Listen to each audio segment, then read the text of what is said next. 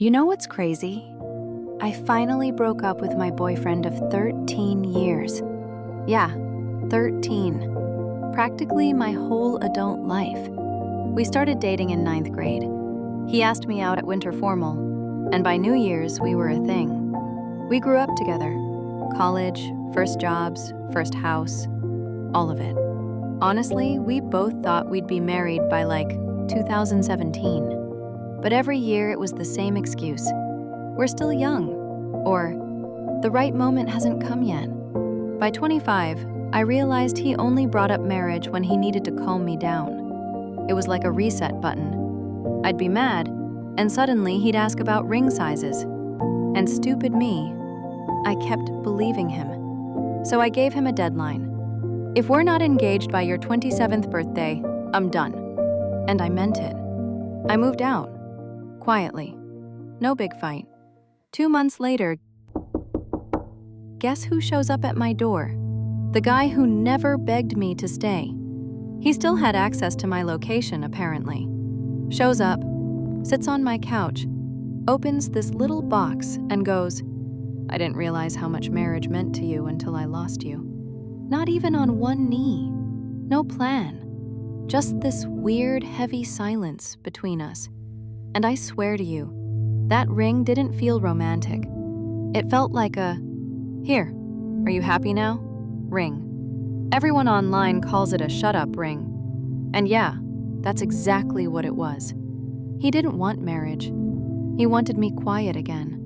I didn't say yes. I said, "I don't know." And he told me to keep the ring. The next day, I decided to give it back, but only somewhere neutral. He kept pushing for my place or his, and when I said no, he got snappy. "Guess it's not that important then." That was it. That's when I knew. My boundaries never mattered to him. So I told him, "Fine, I'll give it to your mom." My dad actually ended up returning it for me. He even took a photo, just in case. And yeah, I turned off location sharing that same day. We talked one last time on FaceTime, and I made the mistake of asking what he did while we were apart. He said, "You won't like it." Then admitted he hadn't exactly been alone. Said he'd been with a few women. Even mentioned something that made my stomach turn. Apparently he wanted to experience things before getting married. You know what's wild? I wasn't even angry, just disgusted. Not because of what he did, but because he thought he could come back after having fun, and I'd just take him back like nothing happened. And when I told him no, he flipped it on me. Suddenly, I'm the selfish one. He actually said, "You're always thinking about yourself." Right. I spent 13 years being the one who planned, cooked, cleaned, remembered birthdays, holidays, bills. And I'm selfish because I don't want to go back? Number. I just finally stopped mothering him.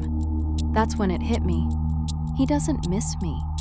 He misses his manager, the one who made his life easier, not the woman he was supposed to build a future with. After that call, I went to a cafe, alone, ordered coffee, no explanations, and it felt weirdly good, peaceful. Someone online said, "Go to the movies alone. It's empowering." I get it now. It's like every little thing I do by myself, I feel more like me again. He once asked me, "What would I do without you?" And now I know the answer. He'd probably drown in his own mess. But that's not my problem anymore. The truth? He always knew how important marriage was to me. He just never thought I'd actually leave. That's why his perfect moment came after I was gone. That wasn't love. That was panic. And that ring? It wasn't a promise. It was a contract for silence. Something to keep me patient while he stayed comfortable. Not anymore. I'm done waiting. I'm not on anyone's list but my own. Before I become someone's wife, I'm learning to be my own person again. Someone once wrote, "Find someone who runs toward you, not back to you." That's the one line that stuck with me. Because yeah, Passion doesn't need pushing. Real love doesn't need rescuing. So now, when people ask if I regret leaving, I just tell them the truth. That ring didn't shut me up. It woke me up.